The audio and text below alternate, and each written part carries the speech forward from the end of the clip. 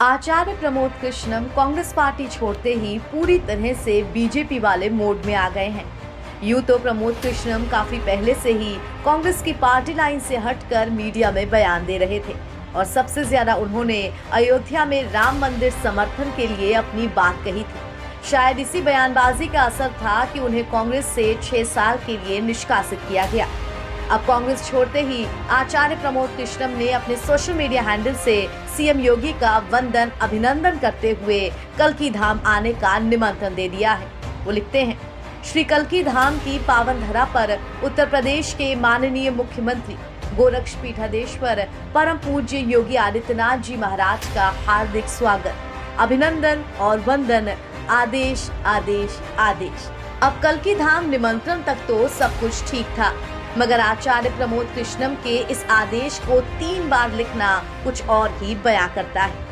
बता दें कि कल ही आचार्य प्रमोद कृष्णम ने कि अब से वो देश के विकास के लिए प्रधानमंत्री नरेंद्र मोदी के साथ खड़े रहेंगे, इस बात का ऐलान करते हुए प्रेस कॉन्फ्रेंस में कांग्रेस के लिए बहुत कुछ कह दिया था। राम राज्य का सपना सबसे पहले किसने देखा? महात्मा गांधी ने। तो जो सपना महात्मा गांधी ने देखा वो सपना नरेंद्र मोदी जी पूरा कर रहे हैं।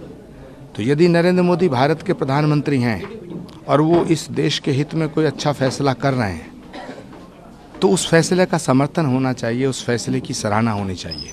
लेकिन कांग्रेस पार्टी का नेतृत्व नरेंद्र मोदी से इतनी नफरत करने लगा है, इतनी नफरत करने लगा है कि वो मोदी से नफरत करते करते करते करते पूरे देश से नफरत करना शुरू कर दिया है। मोदी से इतनी नफरत करता है कि वो मोदी से नफरत करते करते सनातन को मिटाने पर तुल गया है। नरेंद्र मोदी से इतनी नफरत करता है कि जो नरेंद्र मोदी से मिले उससे नफरत करना शुरू कर देता है। बस इतना ही मेरा गुनाह है कि मैं नरेंद्र मोदी से मिला। तो आपका राम मंदिर जाना या प्राण प्रतिष्ठा में शामिल होना, क्या आपको ये वजह लगती है कि उन्होंने एंटी पार्टी एक्टिविटी का नाम दिया? और तो मुझे दूर दूर तक कोई बात नजर नहीं आती, ये उनसे पूछिए। राम मंदिर का न्योता ठुकराना और राम मंदिर के न्योते को अस्वीकार करके चिट्ठी जारी करना,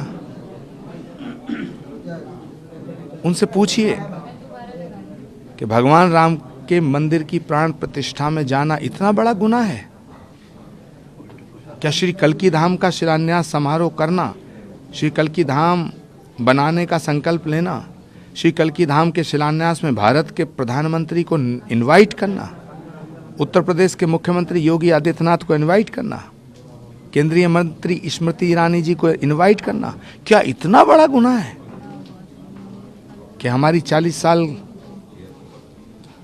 की तमाम तपस्या को आप खत्म कर देंगे? मैं आपसे कहना चाहता हूं, महाभारत में षड्यंत्र रचा था शकुनी ने और अभिमन्यु का वध हुआ था। उसका परिणाम ये हुआ कि धृतराष्ट्र का वंश समाप्त हो गया।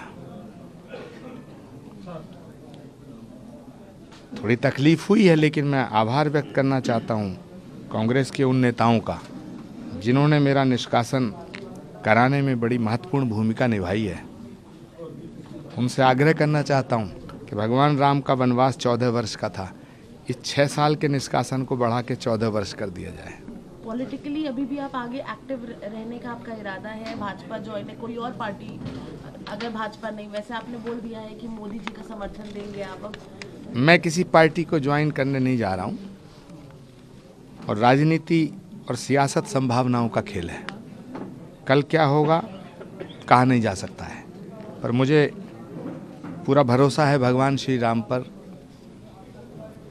और श्री कल्की धाम पर कि जो होगा अच्छा होगा। मगर एक बात ज़रूर कहना चाहूँगा कि मैं आज नरेंद्र मोदी जी के साथ खड़ा हूँ और जीवन की आखिरी सांस तक उनके साथ खड़ा रहूँगा। कांग्रेस ने हाल ही में अपने नेता आचार्य प्रमोद कृष्णम को पार्टी से निष्कासित किया है। उन पर यह कार्रवाई पार्टी विरोधी गतिविधियों में शामिल होने के कारण की गई है। पार्टी से निष्कासित होने के बाद अपनी पहली प्रतिक्रिया के रूप में उन्होंने सोशल मीडिया पर लिखा था, जिसमें राहुल गांधी को टैग भी किया था कि राम और राष्ट्र पर समझौता नहीं किया जा सकता है। एनबीटी ऑनलाइन की रिपोर्ट।